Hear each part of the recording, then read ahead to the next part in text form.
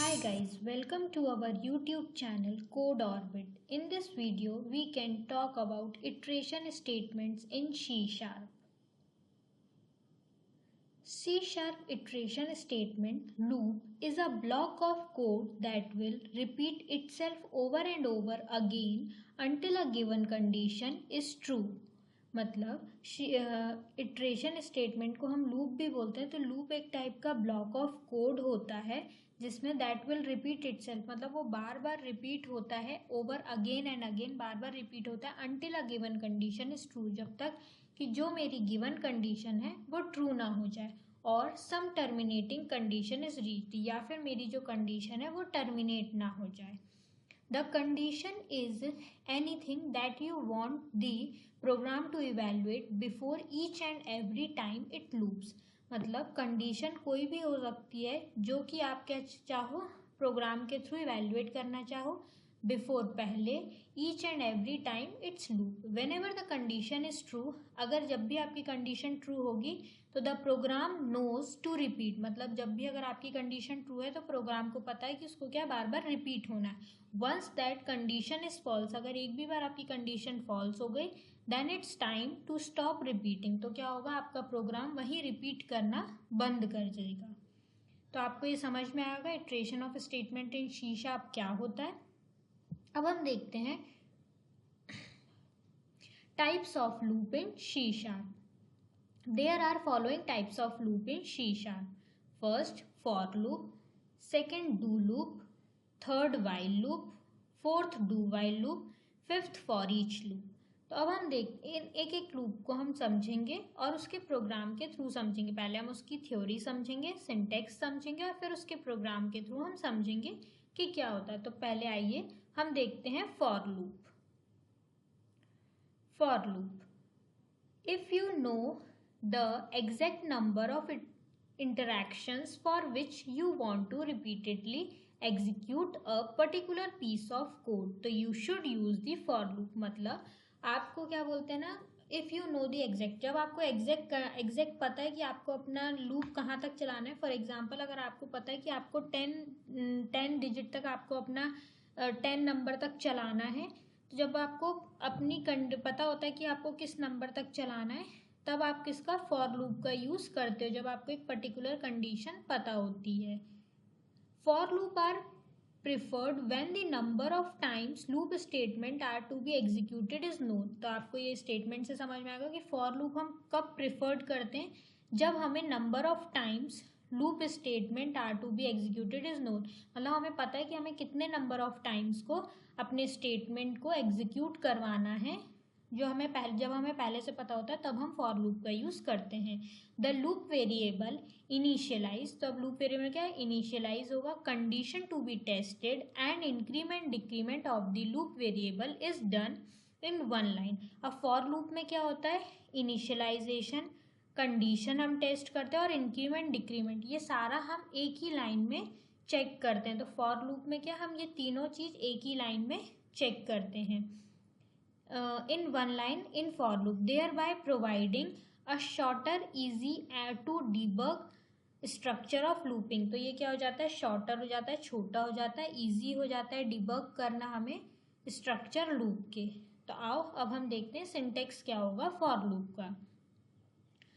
तो पहले हम लिखेंगे यहाँ पे फॉर, फिर हमने ब्रैकेट में लगाया लूप वेरिएबल इनिशियलाइजेशन, मतलब पहले हम वेरिएबल को इनिशियलाइज करेंगे, टेस्टिंग कंडीशन, और जो भी हमें कंडीशन को टेस्ट करना है हम वो लिखेंगे, फिर उसका इंक्रीमेंट और डिक्रीमेंट लिखेंगे, फिर ब्रैकेट क्लोज कर देंगे, फिर करली ब्रेसेस स्टार्ट होगा और उसके अंदर स्टेटमेंट टू बी एग्जीक्यूटेड हम लिखेंगे। जो भी हमें हमारी स्टेटमेंट को एग्जीक्यूट करना है हम उसके अंदर यहाँ पे वो कोड लिखेंगे। तो अब हमारा यहाँ पे ये हमारा होता है ये अभी तक हमारा क्या, ये होता है सिंटेक्स फॉर लूप का। अब हम देखते हैं फॉर लूप का सिंटेक्स के बाद अब हम देखते हैं ये है उसका फ्लो चार्ट। तो स्टार्ट हुआ इनिशियलाइज एक्सप्रेशन, मतलब हमने स्टार्ट किया, इनिशियलाइज किया, कंडीशन को हमने टेस्ट किया, जैसे हमने वहाँ पे लिखा है कि हमने अपने फॉर लिखा, फिर स्टार्ट किया तो ब्रैकेट लगा के क्या इनिशियलाइज किया। इनिशियलाइज करने के बाद हमने टेस्ट कंडीशन को टेस्ट किया। अगर मेरी कंडीशन ट्रू है तो ब्लॉक ऑफ स्टेटमेंट चलेगा और अपडेट करेगा हमारे एक्सप्रेशन को। अगर मेरी टेस्ट ऑफ कंडीशन फॉल्स है तो मेरा लूप स्टॉप हो जाएगा। अब आइए हम देखते हैं अपने प्रोग्राम को माइक्रोसॉफ्ट विजुअल स्टूडियो 2022 में। ठीक है, तो मैंने अपना माइक्रोसॉफ्ट विजुअल स्टूडियो 2022 ओपन कर लिया। हाँ, तो अब देखो यहाँ पे क्रिएट अ न्यू प्रोजेक्ट दिखा रहा है। यहाँ पे मैंने जाके कंसोल लिखा। कंसोल लिखने के बाद console app dot net framework में गई। यहाँ से मैंने अपने प्रोजेक्ट को नाम दिया, तो मेरे प्रोजेक्ट का नाम है फॉर लूप।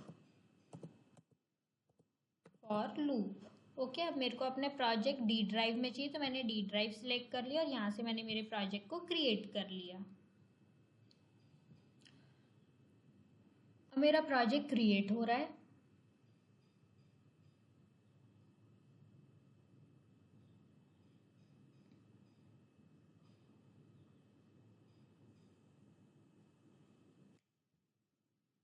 तो देखो मेरा प्रोजेक्ट क्रिएट हो चुका है। अब मैं इसमें क्या करूँगी, मैंने जो सिंटेक्स पढ़ा था फॉर लूप का, तो पहले लिखते हैं फॉर, फिर मैंने पैरेंथेसिस ओपन करे, उसमें क्या लिखूंगी, पैरेंथेसिस के अंदर में ओपन और क्लोज करे इंट, जहाँ पे इंट आई मैंने इनिशियलाइज किया आई की वैल्यू को 0, int I is equals to 0। फिर मुझे क्या कंडीशन लगानी है, टेस्ट कंडीशन करनी है।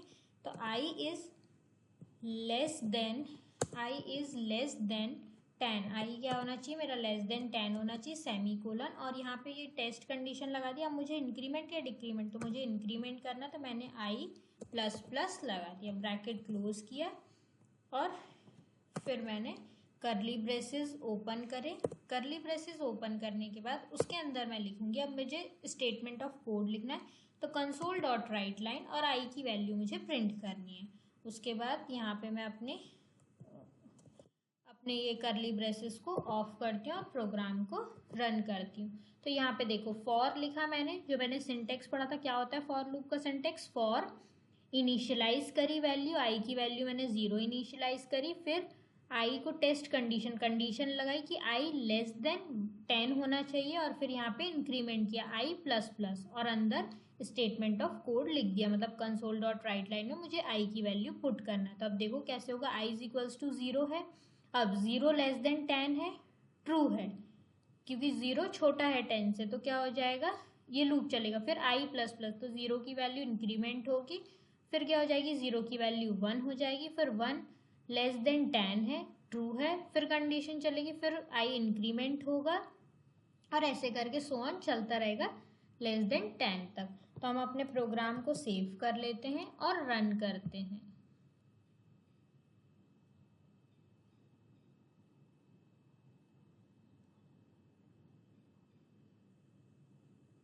तो ये देखो आया आई लेस देन 10 तक, 0 1 2 3 4 5 6 7 8 9। तो आई होप आपको ये प्रोग्राम समझ में आया होगा। इटरेशन स्टेटमेंट क्या होता है, कितने टाइप्स के लूप होते हैं, और आज हमने फॉर लूप क्या होता है वो पढ़ा, और फॉर लूप का सिंटेक्स क्या होता है और उसका प्रोग्राम में हम कैसे यूज़ करते हैं, ये सब आज हमने देखा। तो आपको समझ में आया होगा और आप इसकी प्रैक्टिस कर सकते हैं, और कहीं भी और क्वेश्चंस आप इसके प्रैक्टिस कर सकते हैं। Thanks for watching this video. If you liked it, please like, share and subscribe to my channel.